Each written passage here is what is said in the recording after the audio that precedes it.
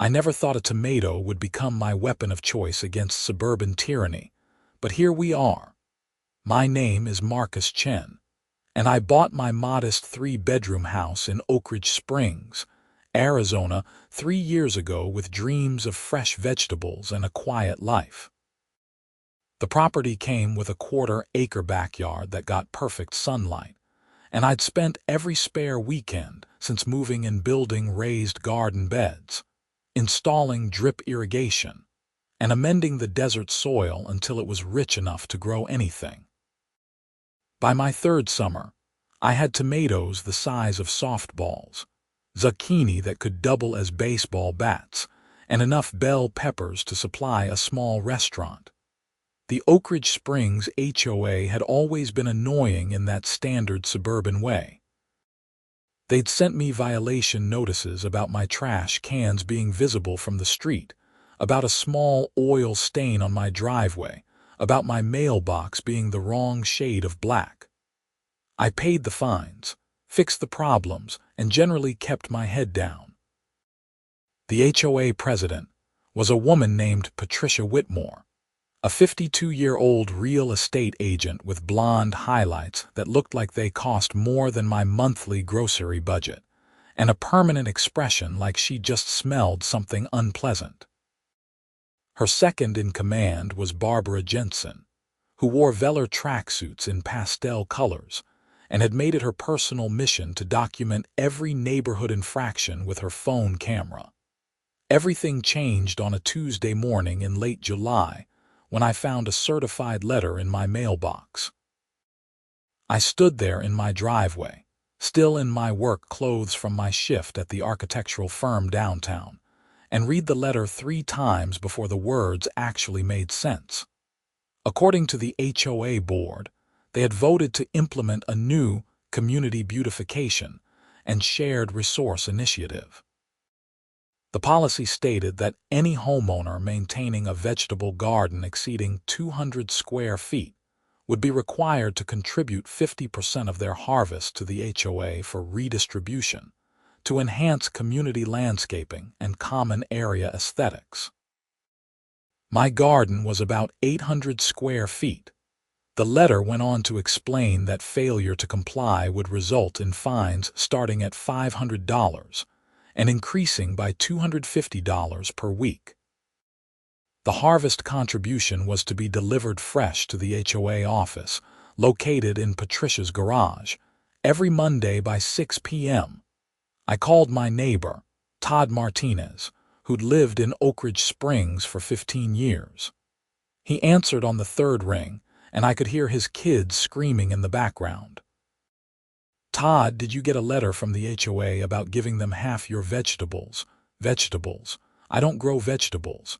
I can barely keep my grass alive in this heat." He paused. "Wait, are they seriously trying to take your garden stuff? Half of everything I grow?" "They're calling it a landscaping fee." Todd laughed, but it wasn't a happy sound. "Man, Patricia's been getting worse every year. Last month she tried to fine the Johnsons because their kids' basketball hoop was creating excessive noise pollution. These people have too much time on their hands."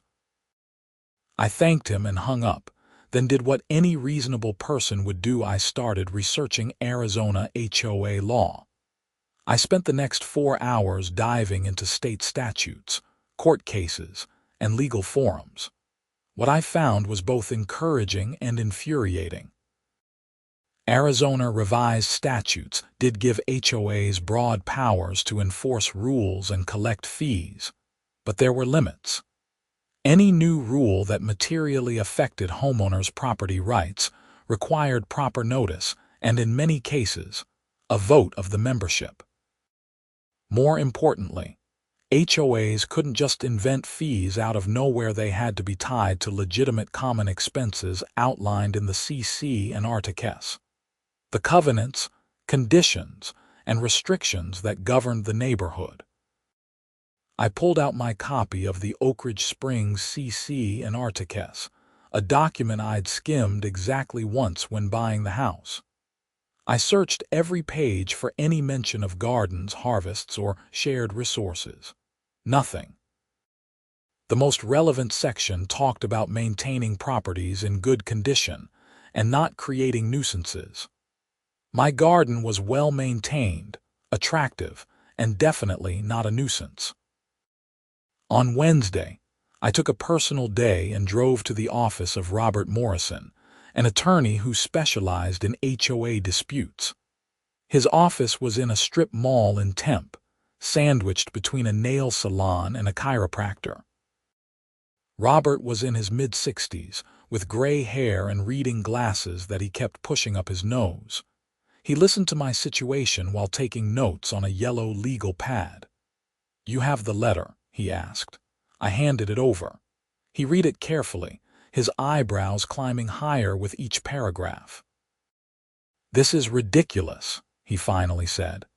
"They can't do this. It's not in your CC and Articus. There's no legitimate community purpose being served, and they can't impose what amounts to a confiscatory taking of your property without compensation."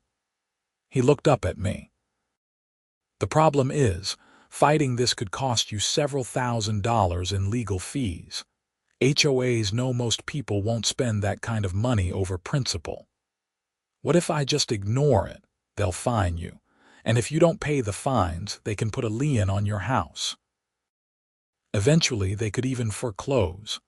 I felt my stomach drop. Over tomatoes, over their authority. That's what this is really about. Robert leaned back in his chair. "Here's what I recommend. First, respond in writing refusing to comply and citing the lack of authority in the CC and Articus. Second, request copies of all board meeting minutes and the vote count on this new policy. Third, demand that this issue be put to a full membership vote. Document everything. If they continue to pursue fines, we can fight them, but it's going to be expensive." I paid Robert's consultation fee and left feeling angry and helpless. I'd worked hard on that garden. I'd spent money on supplies, time on maintenance, and care on every plant. The vegetables I grew weren't just food, they were a connection to my grandfather, who taught me to garden when I was a kid in California. He died 5 years ago, and working with the soil made me feel close to him. That evening, I drafted a formal response to the HOA. I kept it professional, cited the relevant laws, and requested all the documentation Robert had suggested. I sent it via certified mail on Thursday morning. The response came faster than I expected. On Friday afternoon, Patricia Whitmore herself showed up at my door. She was wearing white capri pants and a coral blouse, her highlighted hair pulled back in a clip. Barbara Jensen stood behind her like a pastel-colored henchman, holding an iPad. "Mr. Chen, we need to discuss your letter," Patricia said. Her voice had that particular tone of someone used to getting her way sweet on the surface with steel underneath. "There's nothing to discuss. Your policy isn't authorized by our CC and Articus, and it's not legal under Arizona law." Patricia's smile didn't waver. "The HOA board has the authority to implement policies that benefit the community as a whole. That's clearly stated in Section 8 of the CC and Articus. Section 8 covers maintenance standards for common areas. My backyard isn't a common area, and my vegetables aren't mentioned anywhere in the governing documents." Barbara stepped forward, holding up her iPad. "We have photographs documenting that your garden has become excessive. It's attracting insects and creating visual clutter that impacts neighborhood property values." I almost laughed. "Visual clutter? It's vegetables, and they're in my backyard. You'd have to climb my fence to even see them." "We have a responsibility to maintain standards," Patricia said, her voice cooling. "Your refusal to participate in the Community Beautification Initiative shows a lack of community spirit. The board voted unanimously to approve this policy." "How many people are on the board?" "3. Myself, Barbara, and Dennis Crawford." And how many homeowners are in Oakridge Springs? 68 families. So 3 people decided that you could take property from the other 65 families without a vote. Patricia's expression finally cracked, showing irritation. This isn't up for debate, Mr. Chen. The first harvest delivery is due Monday at 6 p.m. If you fail to comply, you'll be fined $500. If you continue to refuse, the fines will increase and we will pursue all legal remedies available, including placing a lien on your property. She turned and walked away before I could respond, Barbara scurrying after her. I spent the weekend thinking. The practical part of me knew I should just move. Sell the house, find a place without an HOA, and be done with this nonsense. But the stubborn part, the part that had inherited my grandfather's determination, along with his gardening knowledge, refused to be bullied. Patricia and her board were counting on me giving in because fighting was expensive and exhausting. They'd probably done this kind of thing before, pushing around homeowners who didn't have the time or money to resist. By Sunday evening, I'd made my decision. I wasn't going to give them fresh vegetables, but I was going to comply with their letter, technically speaking. Monday morning, I called in sick to work. I went out to my garden and started harvesting. I picked tomatoes, including the ones that were overripe and starting to split.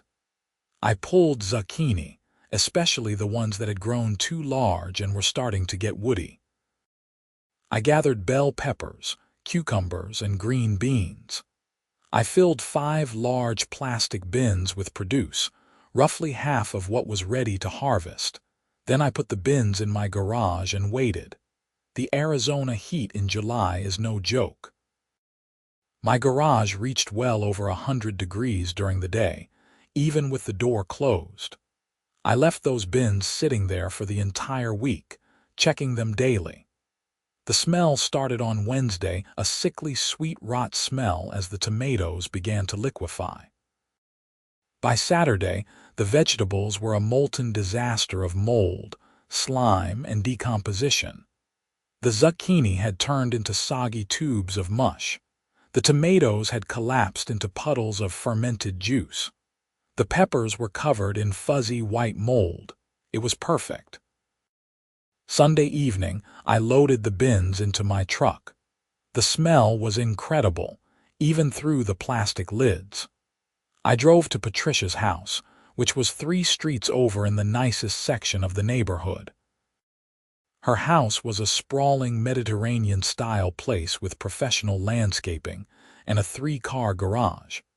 According to the HOA letter, her garage served as the HOA office and was where harvest deliveries were to be made.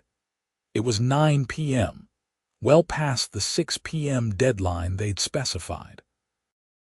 The sun had set, but the air was still hot, probably 90 degrees. I parked in her driveway, put on latex gloves, and unloaded the bins. I carried them one by one to the closed garage door and stacked them neatly. Then I opened each lid. The smell hit the air like a physical wave. Rot, fermentation, decay, all amplified by the week of heat. I could hear it too, the buzzing of flies that appeared almost instantly, drawn by the scent of decomposition.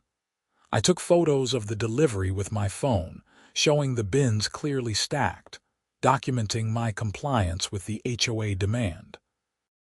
Then I got in my truck and drove home. I slept better that night than I had in weeks. The call came at 7:30 the next morning. I was drinking coffee in my kitchen when my phone rang, Patricia's name showing on the caller ID. I let it go to voicemail. She called 3 more times in the next hour. I ignored all of them. At 10 a.m., someone started pounding on my front door. I looked through the peephole and saw Patricia standing there, her face red with anger, still in what looked like pajamas, yoga pants, and an oversized t-shirt. Her hair was uncombed. Barbara stood behind her, looking distressed. I opened the door but kept the security chain on. "You destroyed our property," Patricia shouted. You left rotting garbage at my house. I delivered half my harvest as requested. The letter specified delivery to the HOA office. Your address was listed. That was deliberate. You let it rot. The letter didn't specify the condition of the delivery. It just said harvest contribution. I harvested and contributed.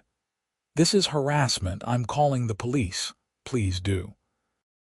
I'd love to explain to them how you're attempting to confiscate my property without legal authority. Patricia's mouth opened and closed a few times. Barbara was typing furiously on her phone. Finally, Patricia said, "You'll be receiving a fine for improper waste disposal and creating a nuisance." Looking forward to it. She stormed off. I closed the door and went back to my coffee.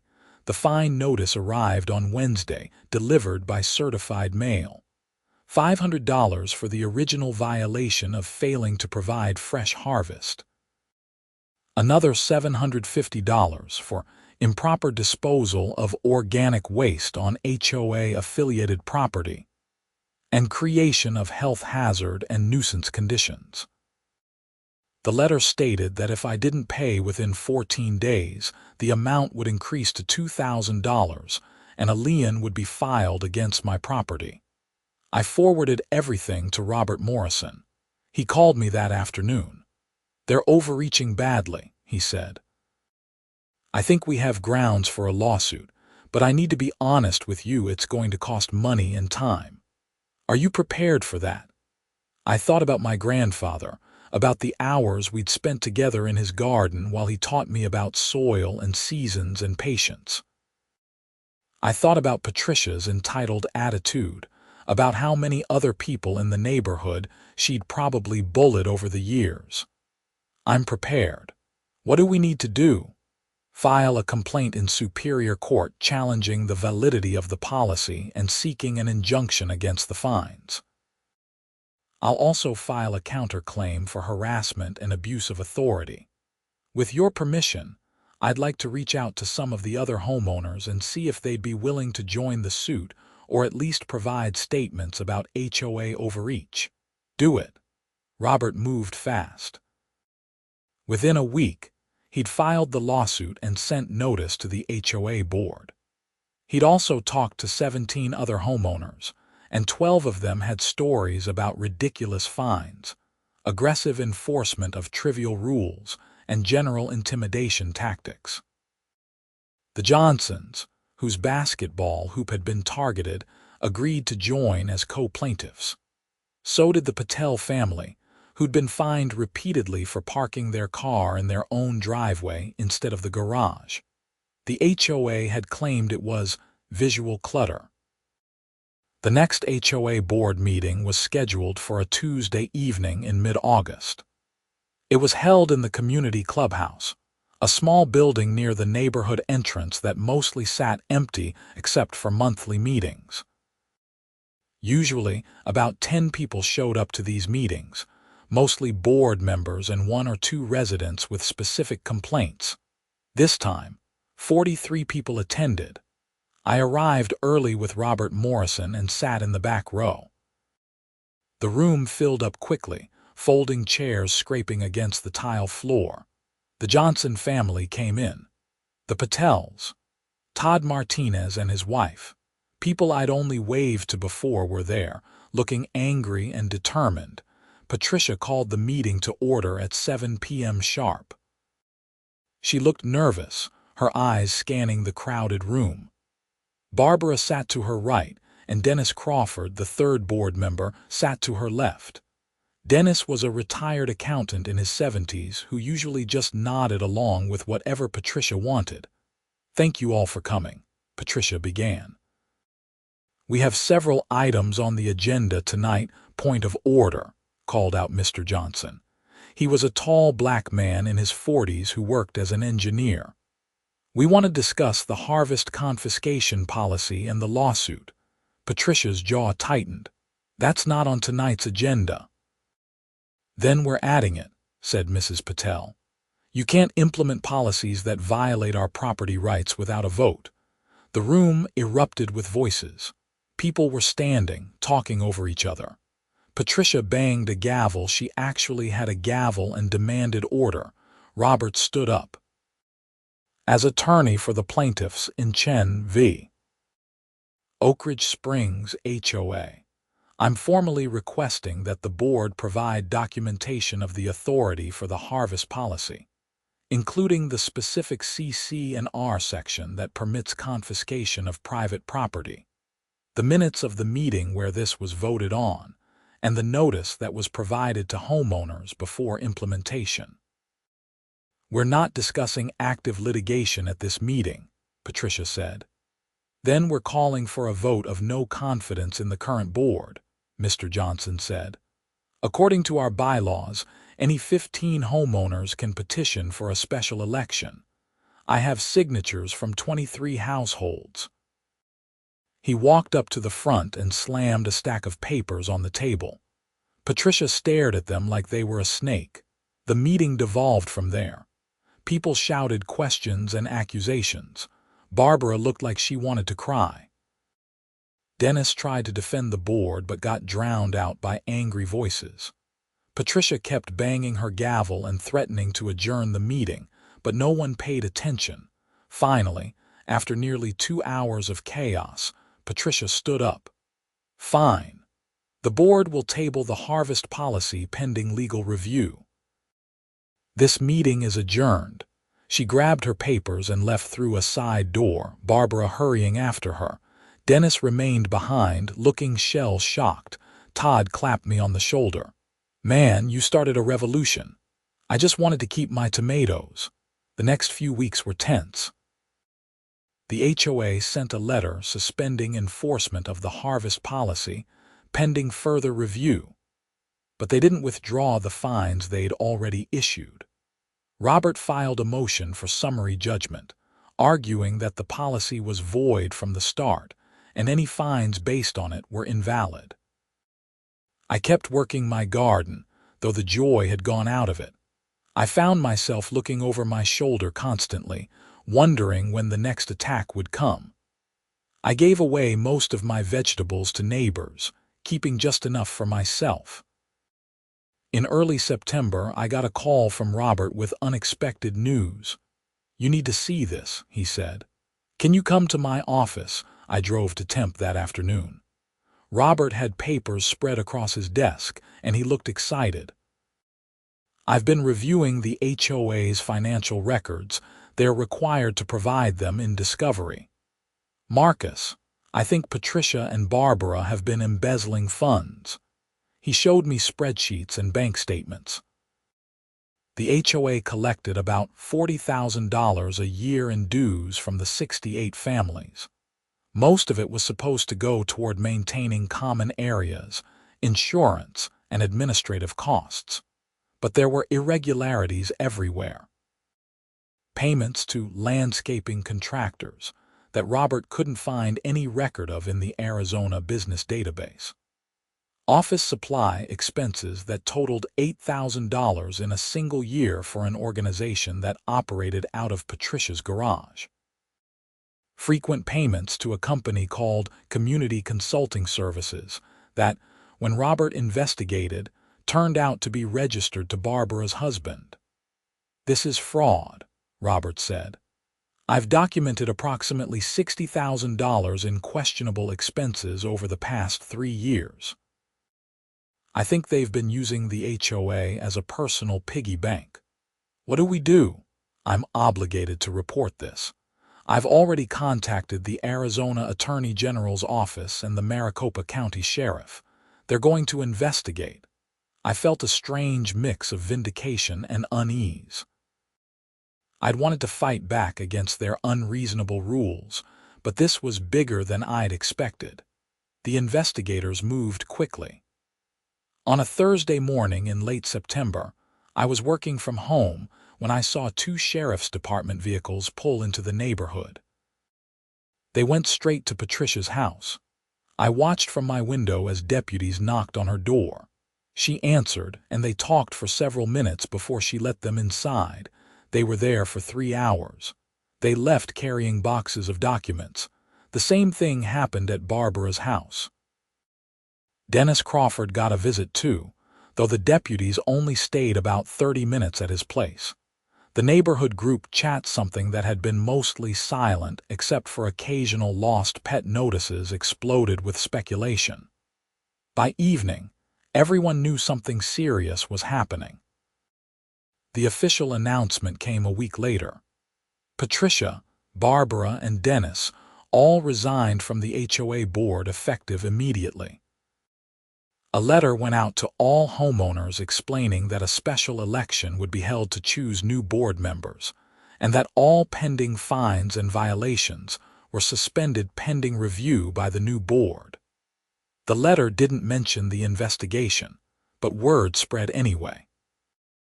Todd's wife knew someone who worked at the county courthouse, and she heard that criminal charges were being prepared. The special election was held in October. Mr. Johnson ran for president and won easily. Mrs. Patel and a retired teacher named Susan Rodriguez joined as board members. Their first action was to void all fines issued in the past year and to establish a new policy requiring membership vote on any new rules that affected property rights. The harvest confiscation policy was formally rescinded. My fines were canceled. I thought that would be the end of it, but the criminal case was just beginning. The Arizona Attorney General's office filed charges against Patricia and Barbara in November. Patricia was charged with theft, fraud, and misuse of HOA funds. Barbara faced similar charges.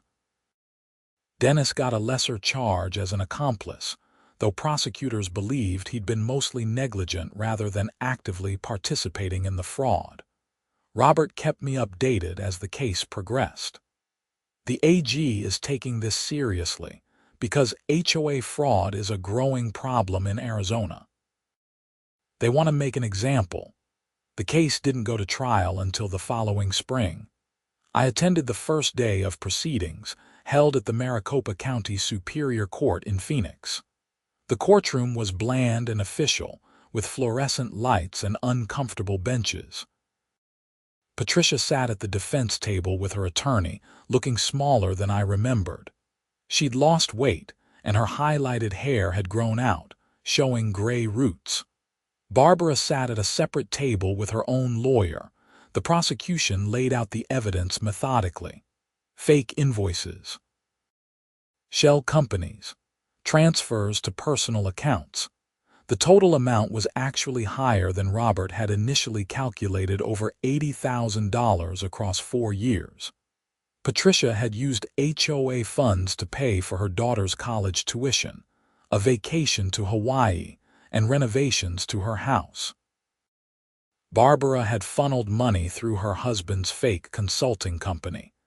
Dennis Crawford took a plea deal and testified against them. He admitted he'd known something was wrong but had been too intimidated by Patricia to speak up.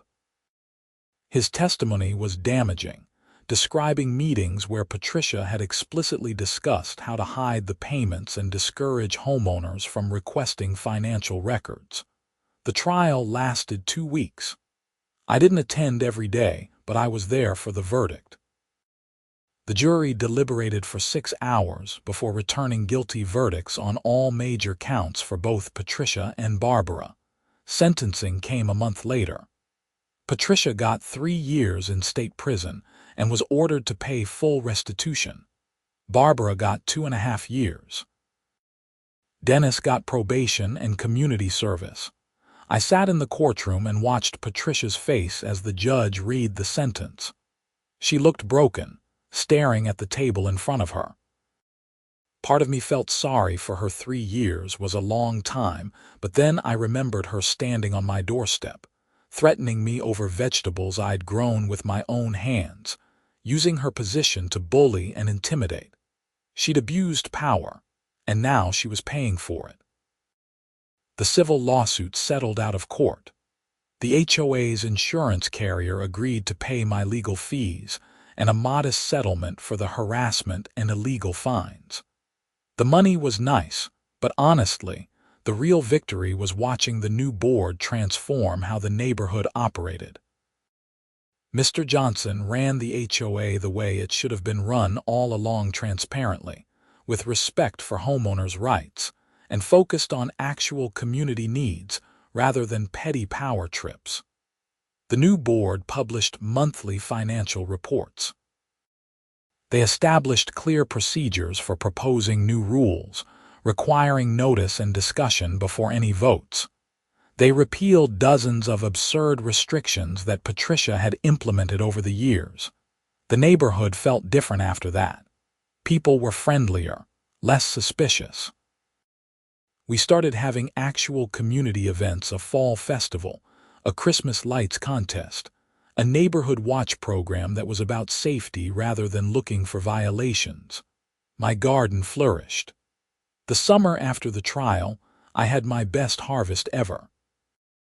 Tomatoes, peppers, zucchini, green beans, cucumbers, and even some cantaloupe. I gave away bags of vegetables to anyone who wanted them. Mrs. Rodriguez started her own small garden, and I helped her set it up, sharing tips my grandfather had taught me. Todd's kids started coming over to help with the garden sometimes. His 10-year-old daughter Emma was especially interested, asking questions about everything. I showed her how to tell when tomatoes were ready to pick, how to pollinate squash flowers by hand, how to keep the soil healthy with compost. My teacher said gardens are good for the environment, Emma said one Saturday morning while we were picking green beans. She said growing your own food reduces carbon footprints. Your teacher's right. Plus, things taste better when you grow them yourself. She bit into a cherry tomato straight off the vine and her eyes widened. Whoa, that's way better than the store ones. I laughed. That's because it's actually ripe. Store tomatoes are picked green and gassed to change color. They never develop real flavor. Emma came over most weekends after that. I taught her about companion planting, about how marigolds repelled certain pests, and how basil grew well near tomatoes. She started a garden journal, drawing pictures of the plants and writing down what we did each week. It reminded me of learning from my grandfather. That same sense of connection, of knowledge being passed down, of understanding that growing food was about more than just eating. It was about patience, respect for natural processes, and the satisfaction of creating something with your own hands. One evening in late August, about 18 months after the whole mess had started, I was watering my garden and noticed someone standing at my back fence. It was an older woman I didn't recognize, probably in her 70s, with white hair and sun-weathered skin. "I'm sorry to bother you," she called out. "I'm Helen. I just moved into the Crawford house." Dennis Crawford had sold his house and moved to Prescott after his conviction. I'd heard someone new had bought the place but hadn't met them yet. "Marcus," I said, walking over to the fence. "Nice to meet you. I was admiring your garden. I used to grow vegetables back in Illinois before we moved to Arizona. I wasn't sure if it was possible in this heat. It takes some adjustment, but it definitely works. You just have to choose varieties that handle heat and make sure they get enough water." We talked for a while about gardening, about the differences between Midwest and Southwest growing conditions. Helen had grown up on a farm and knew her stuff. Before she left, I picked a basket of vegetables for her. "Welcome to the neighborhood," I said, handing her tomatoes, peppers, and cucumbers. "Come by any time if you want to talk gardening." She smiled, and I saw tears in her eyes. "Thank you. You don't know how much this means." Moving here was hard, leaving everything I knew, but this makes it feel more like home. After she left, I stood in my garden as the sun set, painting the sky orange and purple. The air was finally cooling after another scorching day. I could hear kids playing somewhere nearby and smell someone grilling dinner. It was just a normal evening in a normal neighborhood, and that felt like a victory in itself. The thing about HOAs is that they're supposed to protect property values and maintain community standards. In theory, it's a good system, neighbors working together to keep the neighborhood nice. But it only works if the people in charge remember they're servants of the community, not rulers of it. Patricia had forgotten that, or maybe never understood it in the first place. She'd seen the HOA as a source of power and money, and she'd used both to control people. But people can only be controlled if they let it happen. The moment enough residents stood up and said no, the whole corrupt structure collapsed. I thought about that a lot in the months after the trial. How easy it would have been to just give in, to hand over half my harvest and swallow my anger. How Patricia had counted on that compliance, had built her whole system around the assumption that people wouldn't fight back because fighting was too hard, too expensive, too time-consuming. She'd been wrong about that, at least in my case. But I wondered how many other neighborhoods had their own Patricias, people who pushed boundaries and abused authority because no one stopped them. The legal bills had been significant, even with the settlement. I'd spent about $8,000 total, which was a lot of money for me. But it had been worth it, not just for my own sake but for everyone in Oakridge Springs who'd been bullied and intimidated. Robert Morrison told me later that the case had gotten attention from other HOA reform advocates in Arizona. The state legislature was considering new laws to increase oversight of HOA finances and make it easier for homeowners to challenge improper rules. My lawsuit was cited as an example of why reform was needed. I never expected to become some kind of HOA reform advocate. I just wanted to grow tomatoes in peace. But sometimes standing up for a small thing, the right to keep what you grow in your own backyard, turns into standing up for a bigger principle. Property rights, personal freedom, the idea that people with a little bit of authority can't just take what they want because they feel like it. My grandfather used to say that a garden teaches you about life. You plant seeds not knowing if they'll grow. You work hard with no guarantee of results. You deal with problems, pests, weather, disease, and you learn to adapt. You harvest what you've earned through effort and patience. He was right about all of that, but he never mentioned what happens when someone tries to take your harvest after you've done all the work. That lesson I had to learn on my own. The answer, I discovered, is that you fight back. You use every tool available: legal knowledge, community support, determination, and yes, even rotting vegetables when the situation calls for it. You don't let bullies win just because fighting is hard. And when you do win, when the corrupt board members are in prison and the neighborhood is finally running the way it should, you go back to your garden.